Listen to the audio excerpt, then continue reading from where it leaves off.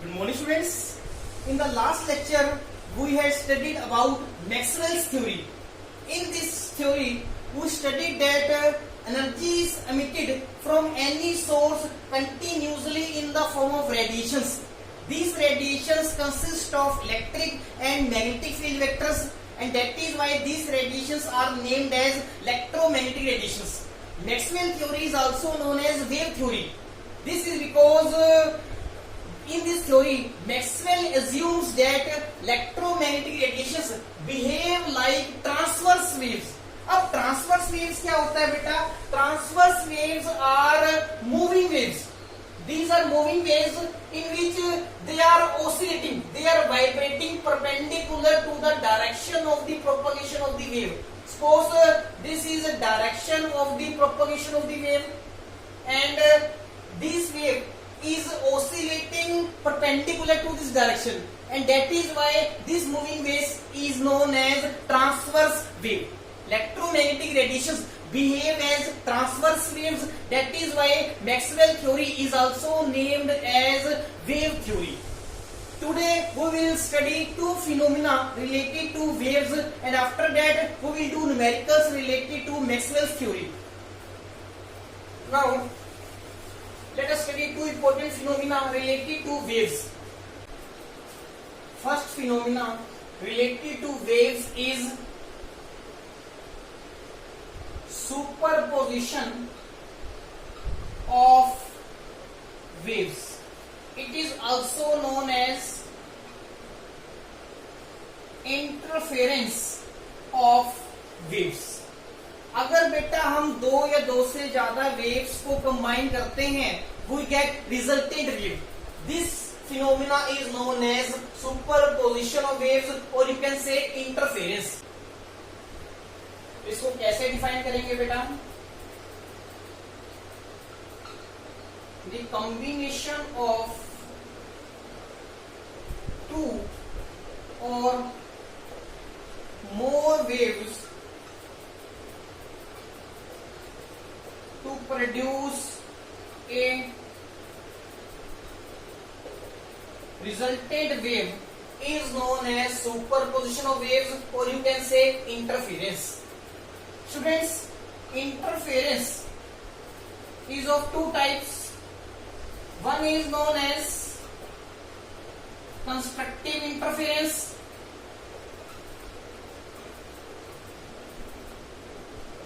and other is known as destructive interference. अब constructive interference and destructive interference क्या होती है बेटा? सपोज हम टू वेव्स को कंबाइन करते हैं, ठीक है? अगर वेव्स इस तरह कंबाइन होती है कि crest of one wave falls over crest of another wave and trough of one wave falls over trough of another wave, then this interference is known as constructive interference. अगर दो waves इस तरह combine करेंगी कि crest of one wave falls over trough of another wave, ठीक है, तो उस इंटरफेरेंस को बोला जाएगा बेटा डिस्ट्रक्टिव इंटरफेरेंस. क्लियर? तो यहां पर बेटा क्या होता है? Here crest falls over crest, trough falls over trough. यहां पर क्या होता है बेटा? Here crest falls over trough and trough falls over. अब बेटा कंस्ट्रक्टिव एंड डिस्ट्रक्टिव इंटरफेरेंस को समझेंगे. कंस्ट्रक्टिव इंटरफेरेंस, डिस्ट्रक्टिव इंटरफेरेंस, इसमें क्या होगा बेटा? जो वेव्स होंगी वो इस तरह से कंबाइन करेंगी कि crest of one wave falls over crest of another wave, trough of one wave falls over trough of another wave. The resultant wave will looks like this. इस केस में बेटा क्या होगा? Total amplitude of the resultant wave will be equal to sum of amplitudes of component waves. तो इसका मतलब यहाँ पर रिजल्टेंट वेव का जो मैग्नीट्यूड है एम्पलीट्यूड का, वो क्या करेगा? इंक्रीज करेगा. क्लियर है? This is crest and this is trough. तो यहाँ पर हम लिखते हैं amplitude of resultant wave increases. Resultant wave का एम्पलीट्यूड क्या करेगा, इस केस में इंक्रीज करेगा। डिस्ट्रक्टिव इंटरफेरेंस में बेटा वेव्स कैसे कंबाइन करती है, suppose this is wave first, clear, and this is wave second. इस केस में बेटा क्या होगा, crest of one wave will falls over trough of another, trough of one wave falls over crest of another, clear. हम suppose करते हैं कि this is wave first, this is wave second, और amplitude of wave first is greater than amplitude of second wave.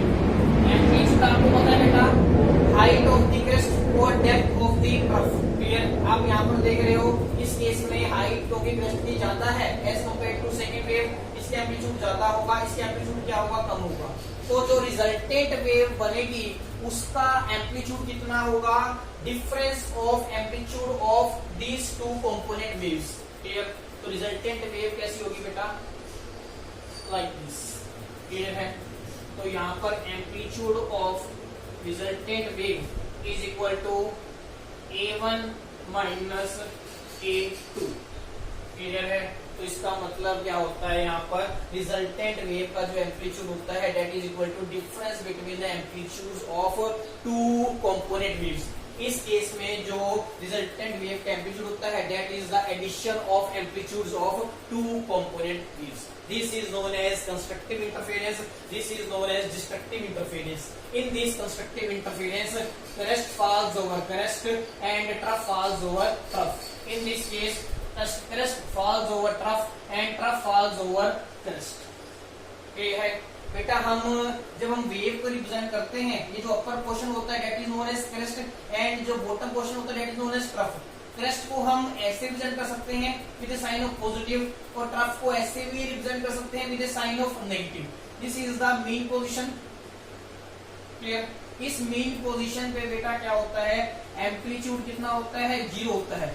This is the mean position, ये mean position है, यहाँ पर amplitude कितना होगा, 0 होगा। And this mean position is also known as node, इसको हम नोड भी कहते हैं, क्लियर है। This is the first phenomena related to wave that is known as superposition of waves and you can also say it interference. Second phenomena हम पढ़ेंगे बेटा diffraction, clear है।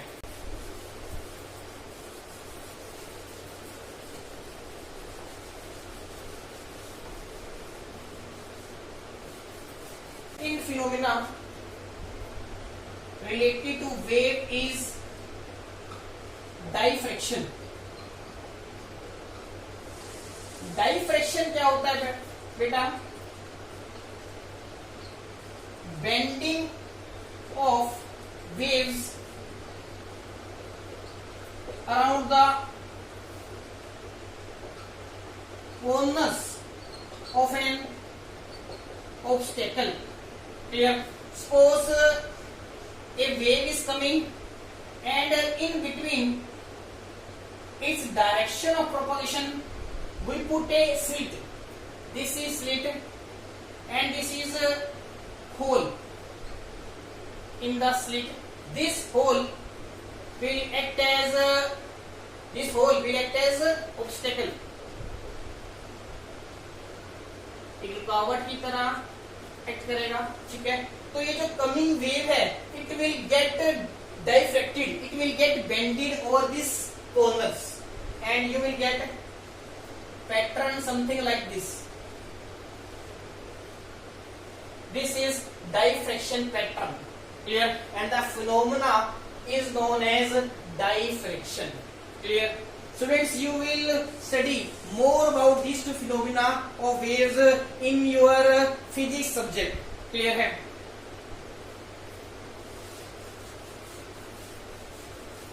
Students, now we will do numericals related to Maxwell's theory. बेटा कौन कौन से formulas आपने use करने हैं, एक तो आपने यूज करना है relation between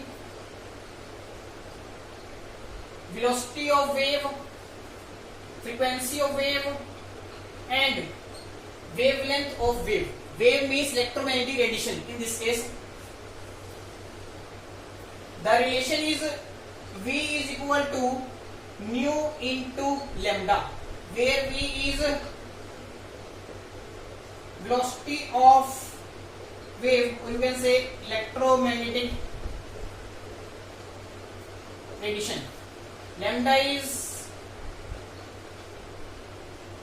wavelength and nu is frequency. अब आपको पता है बेटा, इलेक्ट्रोमैग्नेटिक रेडिएशंस जो हैं स्पेस से जब ट्रेवल करती हैं तो उनकी स्पीड क्या रहती है? They travel with the speed of light. Clear? तो हम क्या करेंगे, वेलोसिटी ऑफ वेव की स्पीड को मानेंगे equal to speed of light. Speed of light को मेजर करते हैं विद स्मॉल सी. इसकी वैल्यू होती है 3 × 10⁸ metre per second.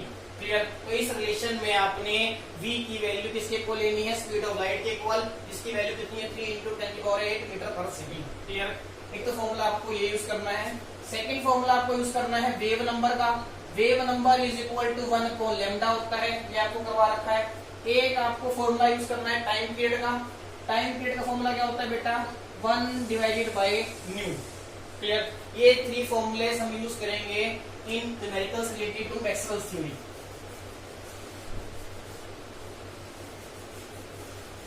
First numerical लेते हैं बेटा.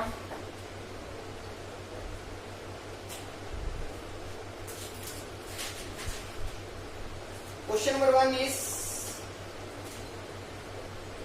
What is the wavelength in meter of a radio wave of frequency 74.95 megahertz, and you know that 1 megahertz is equal to 10⁶ hertz. Clear? Hertz means cycle per second. Let us do its solution. You have been given a electromagnetic radiation, that is radio wave. इसकी frequency आपको दे रखी है. आपको इसकी wavelength निकालनी है in units of meter. Clear? तो यूजिंग रिलेशन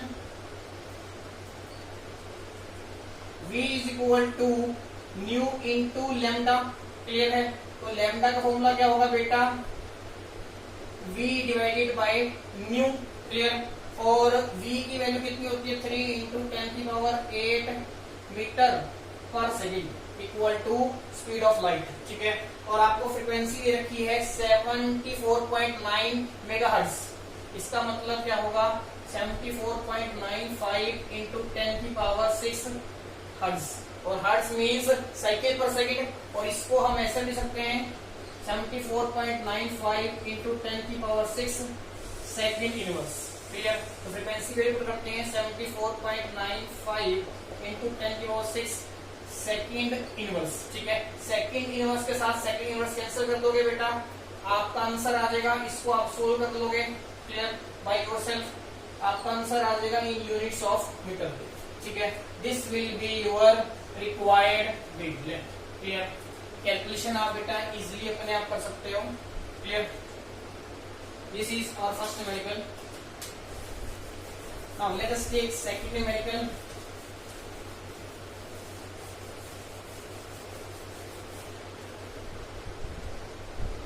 सेकंड न्यूमेरिकल क्या है बेटा? A microwave oven produces electromagnetic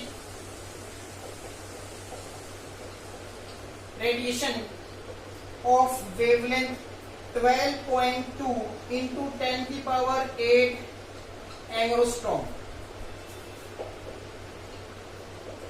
What is the frequency of the radiation in hertz and wave number in units of metre inverse. This is your question. Clear? आपको बता रखा है कि microwave oven है जिसमें से रेडिएशंस पास होती हैं, जिसकी वेवलेंथ इतनी होती है। क्लियर? आपको बताना है कि इन रेडिएशंस की फ्रीक्वेंसी क्या होगी और इनका वेव नंबर क्या होगा। क्लियर? सिंपल क्वेश्चन है। आपको पता है वेव नंबर का फॉर्मूला क्या होता है, 1 डिवाइडेड बाई लैम्डा। क्लियर? अब आपको वेव नंबर निकालना है मीटर इनवर्स में, तो लैम्डा की वैल्यू किसमें होनी चाहिए, मीटर्स में। लैम्डा देखा 12.2 इंटू 10⁸ एंग्स्ट्रॉम, और आपको पता है 1 angstrom is equal to 10⁻10 meters होता है। तो वैल्यू कितनी आ जाएगी, 12.2 into 10⁸ into 10⁻10 metres is equal to 12.2 into 10⁻2 metres.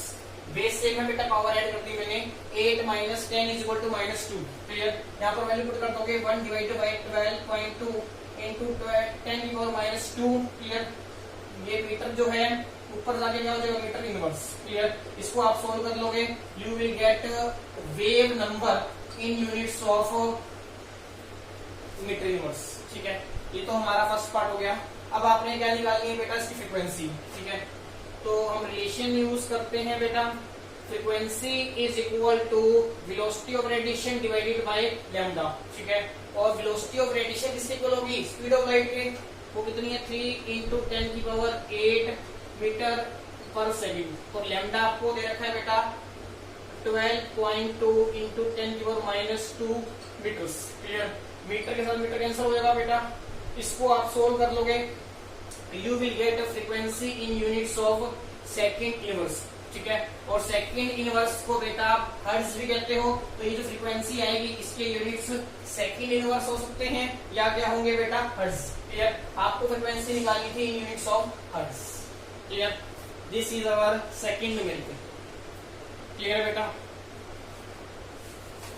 Third question करते हैं।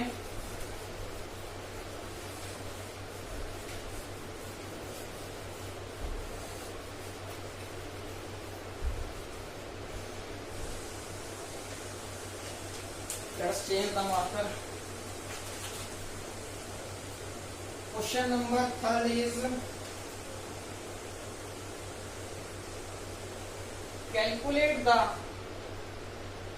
range of frequencies of visible light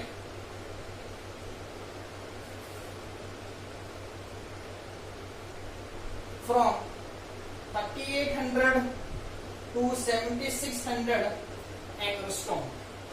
आपको विजिबल लाइट की वेवलेंथ की रेंज दे रखी है 3800 टू 7600 एंगस्ट्रॉम।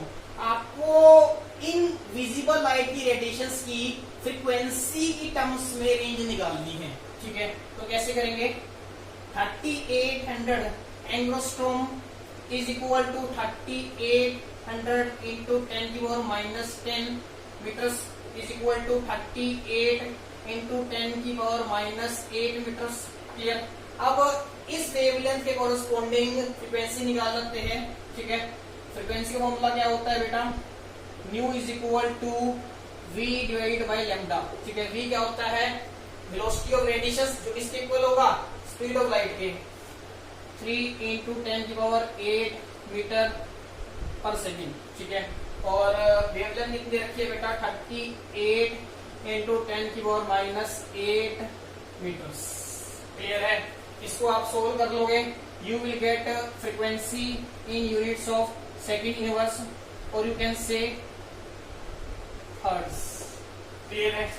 अब सेकेंड हमें वेवलेंथ दे रखी है 7600 angstrom. It is equal to 7600 into 10⁻10 metres is equal to 76 into 10⁻8 metres. Clear? इस वेवलेंथ के कॉरेस्पॉन्डिंग की फ्रीक्वेंसी निकाल सकते हैं using same formula, velocity divided by lambda is equal to 3 into 10⁸ metre per second divided by 76 into 10⁻8 metres. Clear है? यहां से भी आप बेटा फ्रीक्वेंसी निकाल लोगे, और उसके यूनिट्स क्या होंगे बेटा, सेकेंड इनवर्स और you can say hertz. Clear है? तो इस वेवलेंथ के कॉरेस्पॉन्डिंग फ्रीक्वेंसी ये आती है, इस वेवलेंथ की कॉरेस्पॉन्डिंग फ्रीक्वेंसी ये आती है। क्लियर है? तो फ्रीक्वेंसी की रेंज क्या होगी वो आपने यहाँ पर मेंशन कर देना है। क्लियर? आप इजिली इसको सोल्व कर लोगे। क्लियर है? From this hertz to this hertz. Clear है? ये बेटा माइनस का साइन नहीं है, it means to this to this. Clear है बेटा? सिंपल है, आपने कैलकुलेटर से कैलकुलेशन करनी है बस।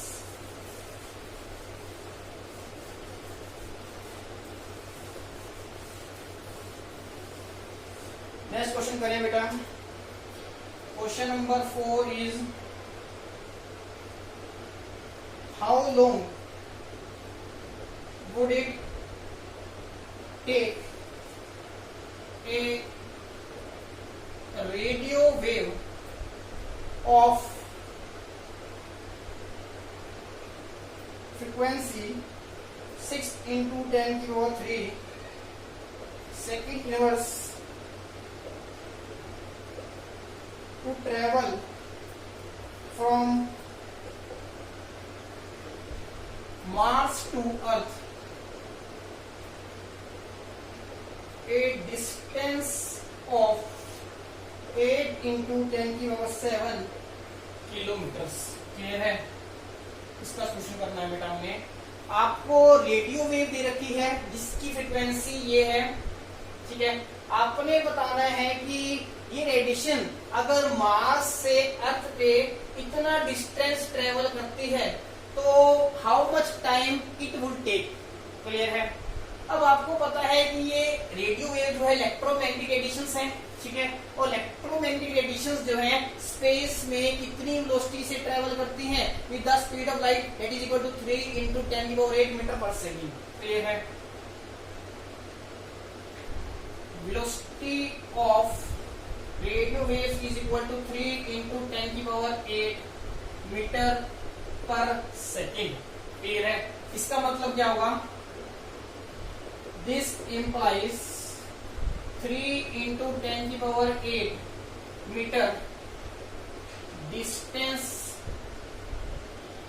Is covered in 1 second.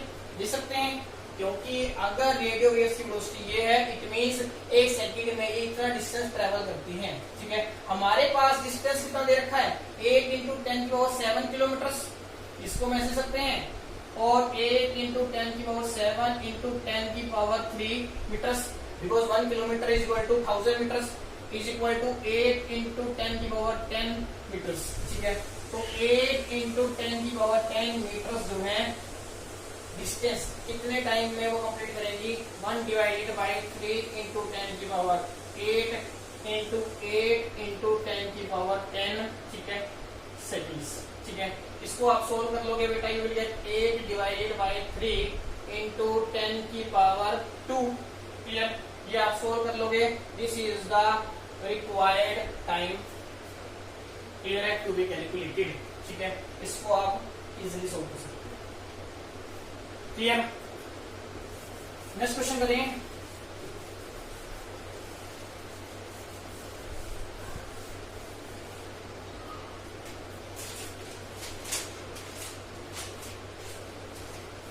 Next question करते हैं बेटा।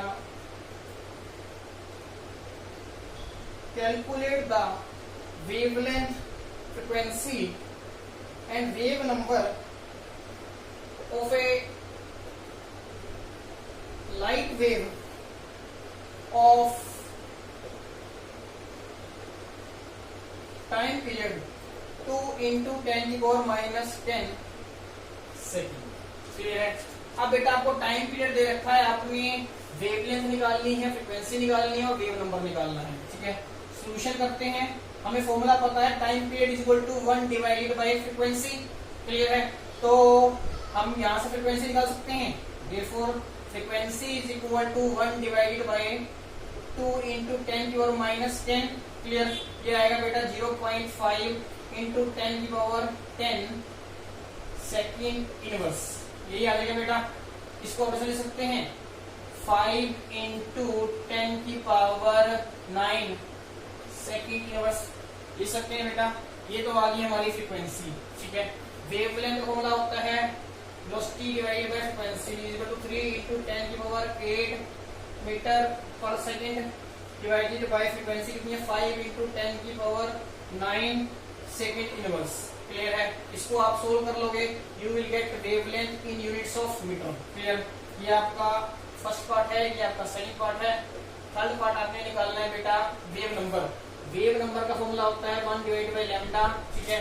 आपका वेवलेंथ आ चुका है तो वेव नंबर आ जाएगा in units of metre inverse. Clear है?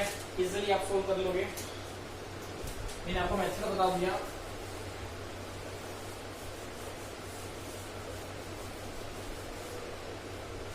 क्वेश्चन नंबर 6 है बेटा,